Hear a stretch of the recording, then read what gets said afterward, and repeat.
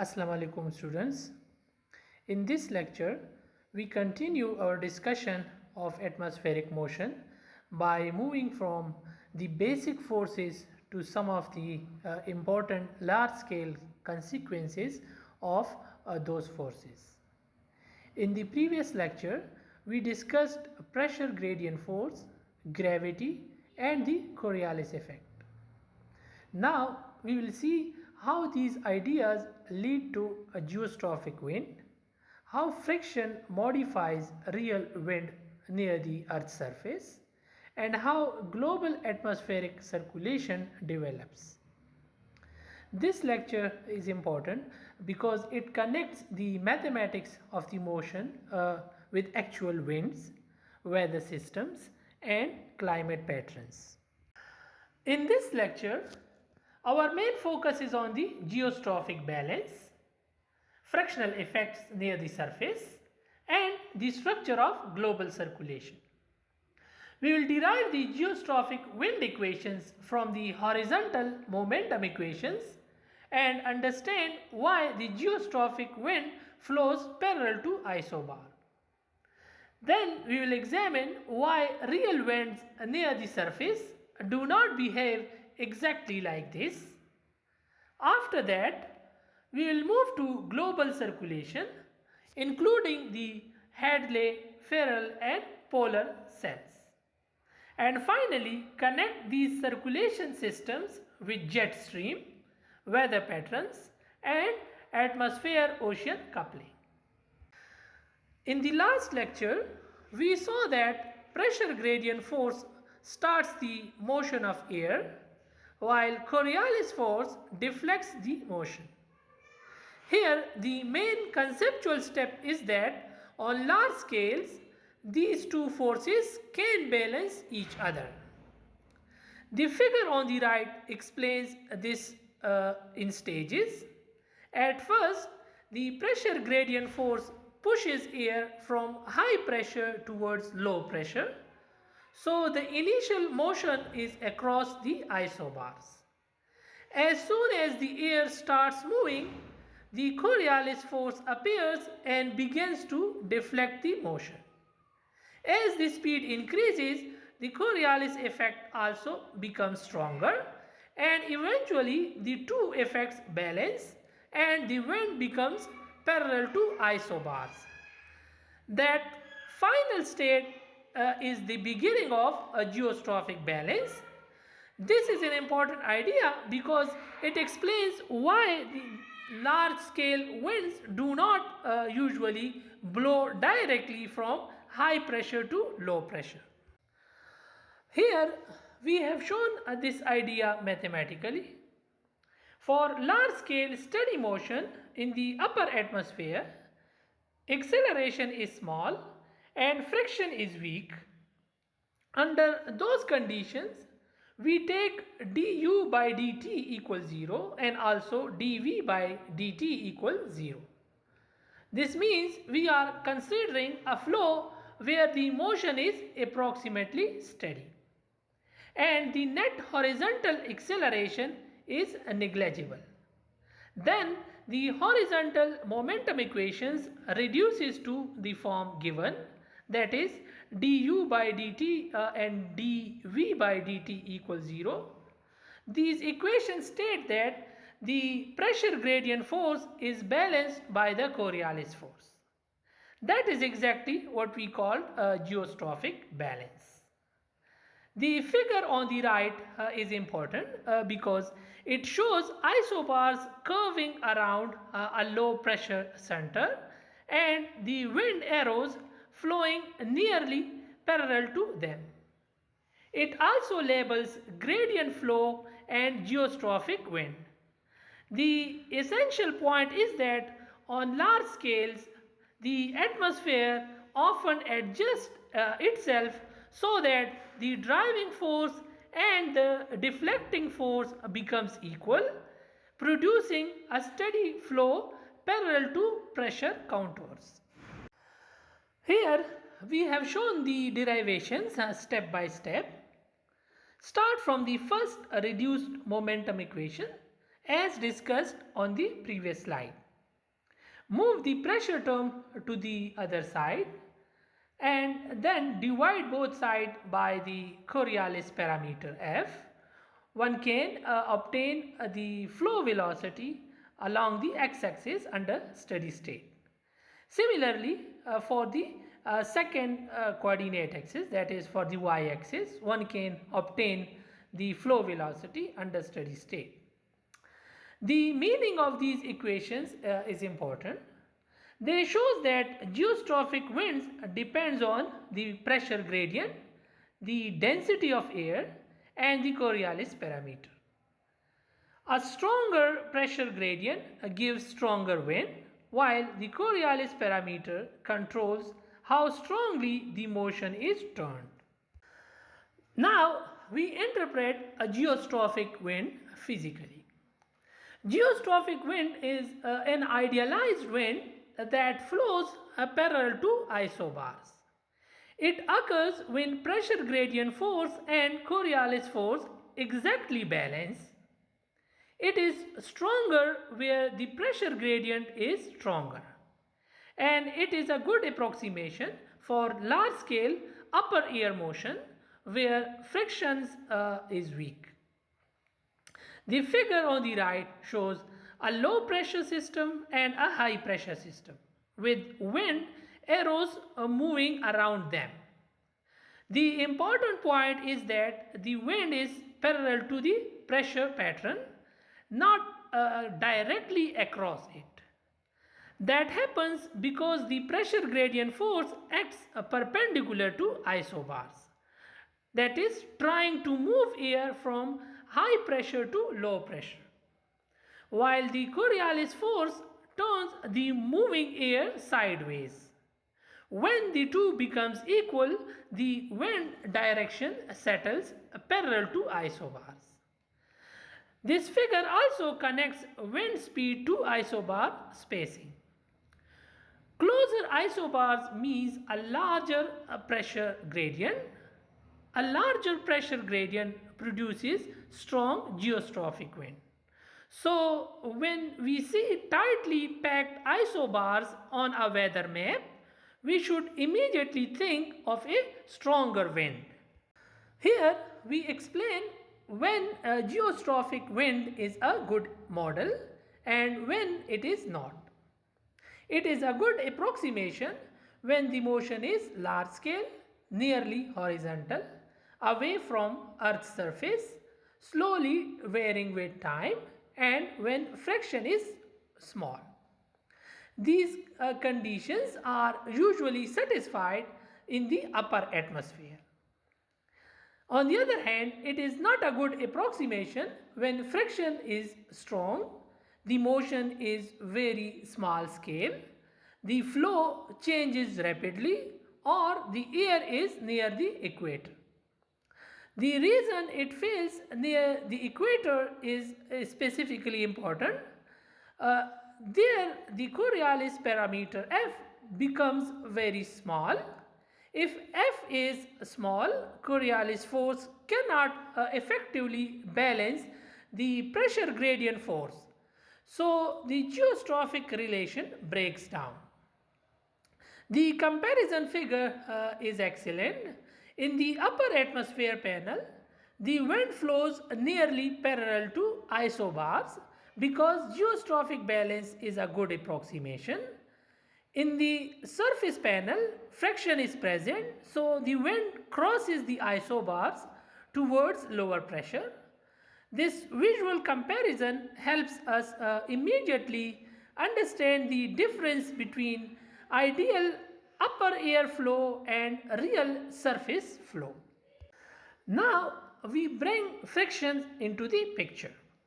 Near Earth's surface, frictions cannot be ignored because air interacts with land, vegetations, buildings, topography and surface roughness.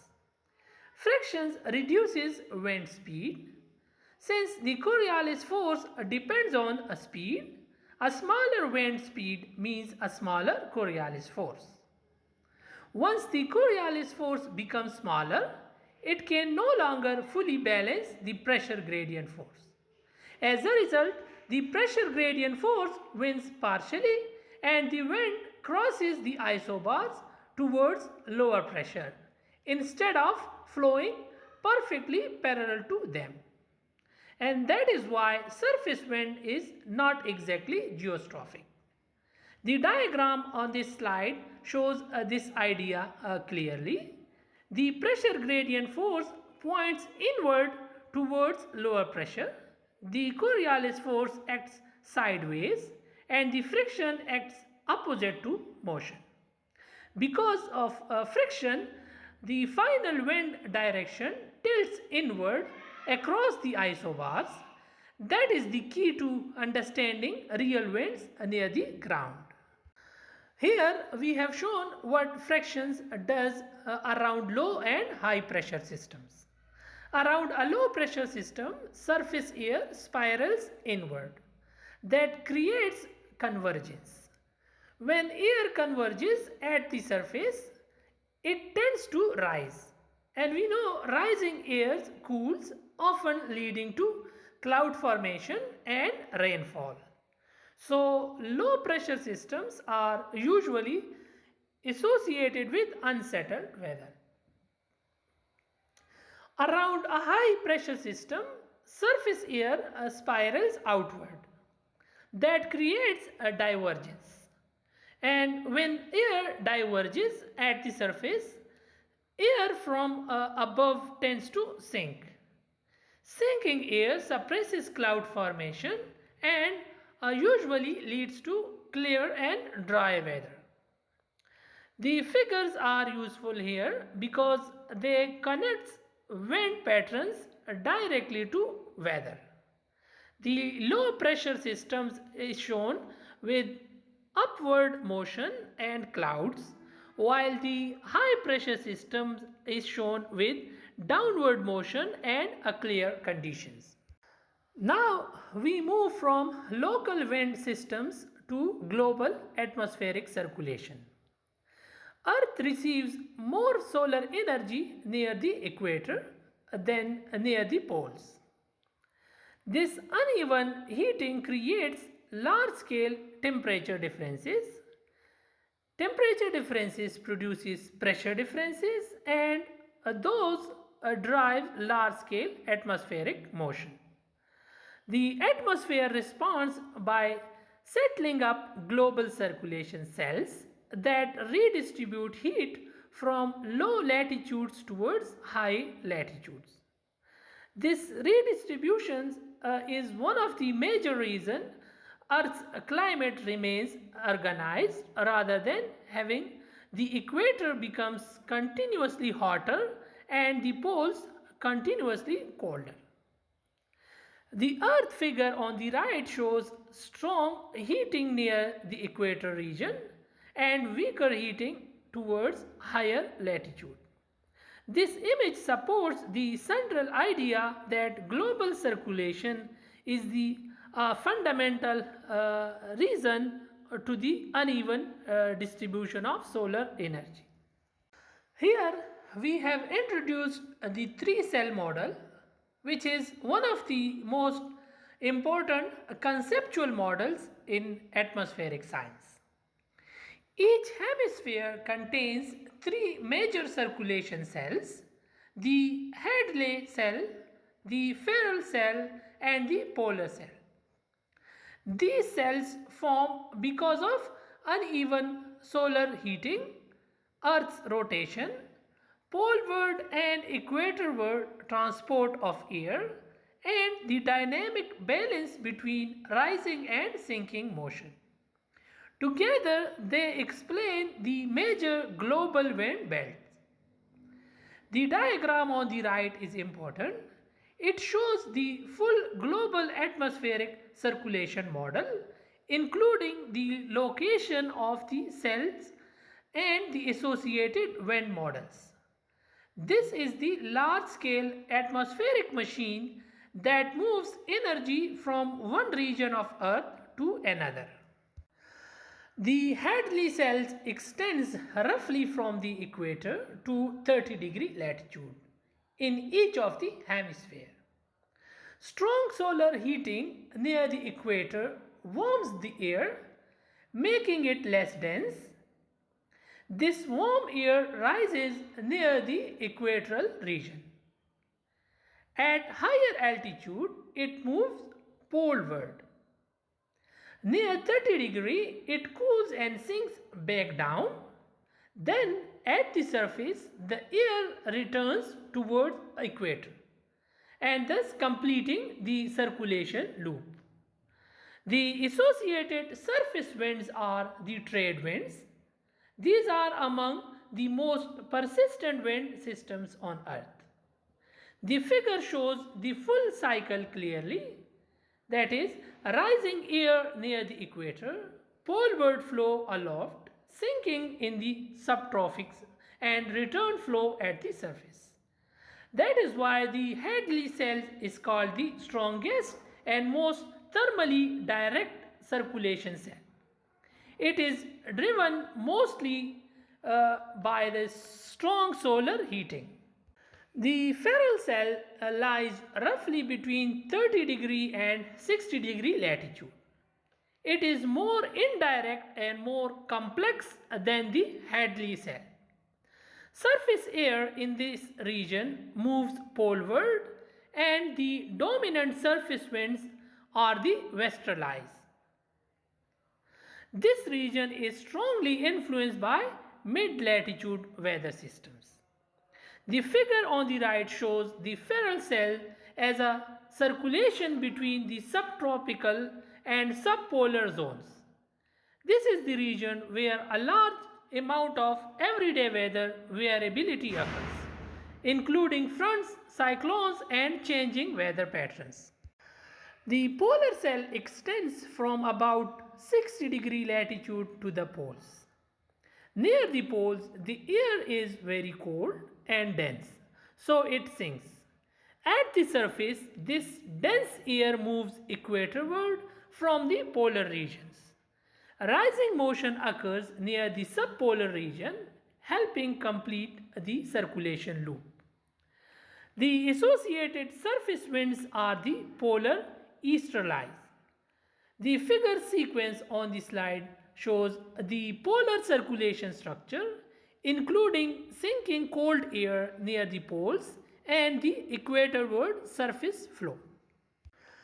Here we combine two major topics, the global wind belts and jet streams.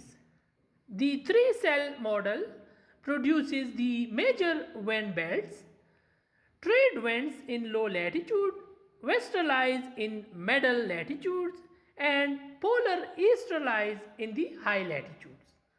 These belts form because of pressure differences and Earth's rotation, and the Coriolis effect changes the direction of the surface flow. The figure on the right helps us visualize these global circulation patterns.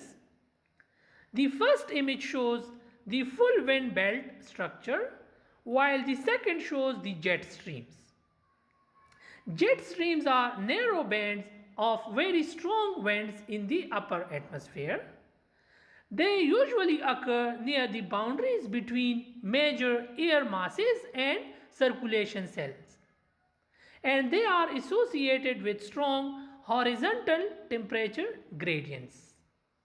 These jet streams are extremely important because they help steer weather systems, they influence cyclone development and affect regional weather and climate.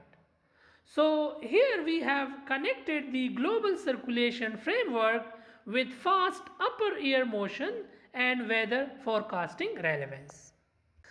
Now we connect global dynamics to actual weather systems. Large-scale weather systems develop within the framework of atmospheric circulation.